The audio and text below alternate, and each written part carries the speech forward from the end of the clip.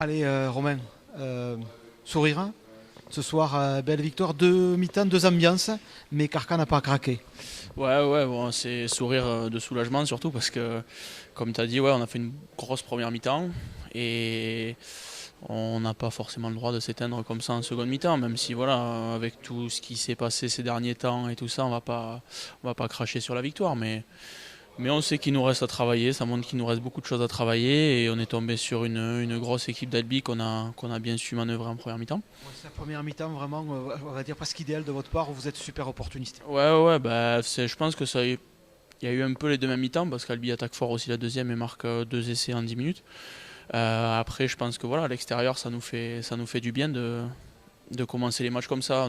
Sur les derniers matchs, on a eu un peu de mal. Et on voit que quand on commence les matchs comme ça, on est un peu plus serein derrière, même si on s'est foutu le feu et on a quand même une bonne étoile ce soir avec cette dernière pénalité. Dans les chantiers, il y a un truc qui s'appelle l'indiscipline encore, hein. Ouais, on essaye de le travailler, on en parle, on se l'ancre dans la tête, mais on n'y arrive pas. Mais on va se dire que on gagne des matchs à 13 pendant presque 30 minutes, enfin du moins à 14 pendant presque 30 minutes, donc bon, hein, c'est bon signe si on est à 15 contre 15. En tout cas, on a une équipe de Carcassonne qui est vraiment transfigurée ces dernières semaines.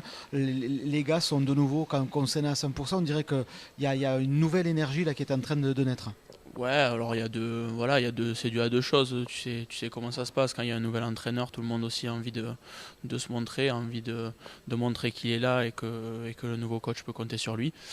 Et après, je pense qu'il a su aussi quand même nous reconcerner à tous et nous remotiver dans le contenu qu'il nous propose, dans les contenus d'entraînement. On a des semaines qui se sont un peu rallongées par rapport à avant. On bosse un peu plus, on bosse un peu mieux. Et du moins, tout le monde va dans ce sens-là. Donc, on voit les résultats pour le moment. En espérant que ça continue. On a validé quelque chose, on a commencé quelque chose la semaine dernière à Suresnes. Je pense qu'on le valide aussi aujourd'hui, même si voilà, tout n'est pas parfait, mais peut-être ce match-là on l'aurait pas gagné il y a quelques temps. Donc on va continuer à travailler dans notre coin et puis on verra comment ça se passe. Justement, c'est la trêve alors que vous êtes sur une bonne dynamique. Bonne nouvelle ou mauvaise nouvelle cette trêve? Oh, je pense que bonne nouvelle, ça va permettre à tout le monde de souffler, ça va régénérer les corps. Voilà, il y a eu plein de choses qui se sont passées, on a eu des coups de mou, des coups meilleurs. Et voilà, ça va faire du bien. Ça va faire du bien. Par contre, voilà, il va pas.